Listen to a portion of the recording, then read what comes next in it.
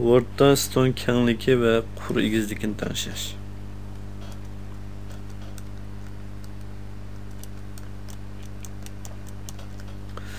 Biz asli mashq hujjatimizni açaylik. Biz qaraydigan bo'lsak, bu yerda bazı qurlarni tanışlashga ehtiyojimiz bor. Masalan, bu yerdagi ingliz tili degan so'z bu katakka patmagan. Şunu biz bu stolni sal kengroq qilib tanışlashga ehtiyojimiz bor. Uningdan boshqa ba'zi stollarninki qurlarning egizligi sal kichik bo'lib qolgan, yana xat qisilib qolgan. Bundaq vaqtda bularni biz tanishib kengroq holatga kelsak bo'ldi. Buning uchun bir qancha xil usullarni qo'llanishga bo'ldi.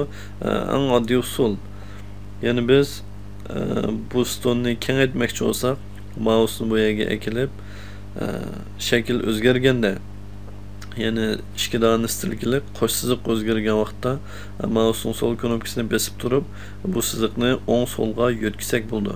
Bu vaqtda biz buning cho'ng kichikligini tanishay olamiz.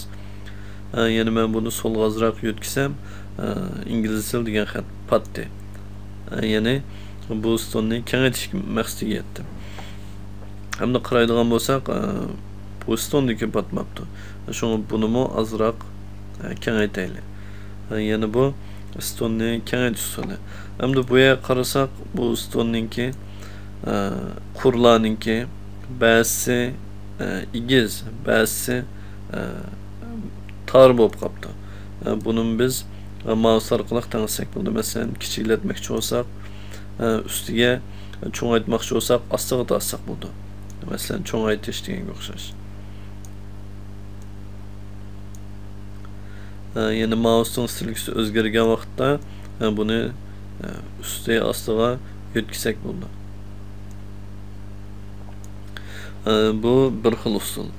Uningdan boshqa yana bir xil usul biz cho'ngaytmoqchi yoki kichiklatmoqchi bo'lgan katakka nur belgini ekilib, laylash tizimligini ochamiz. Uningdan keyin bu yerga qaraydigan bo'lsak, bu yerda egizlik ve kenglik ko'rsatilgan. Ya'ni egizlik qurning egizligi yoki katakning egizligi. Bu stolninki kengligini ko'rsatadi. Biz bu yerga sonliq qimmatlarni berish orqali ham buni tanishay olamiz. Masalan, bu qurni biz sal kichiklataylik. Buning uchun bu qurninki egizligini qimmatini o'zgartsak bo'ldi. Yani bu yerda xat patmaganlik uchun ko'rinmadi, beshida sonli qimmat bor. Buningga o'xshash o'zgartishga bo'ldi. Kengligini mana shu xil usulda biz o'zgartira olamiz. Bu bir xil tanishlash usuli.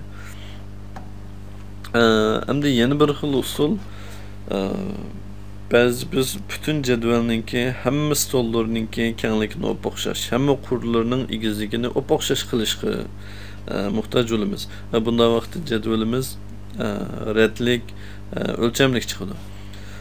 Bunda vaqtlarda biz bu yerdan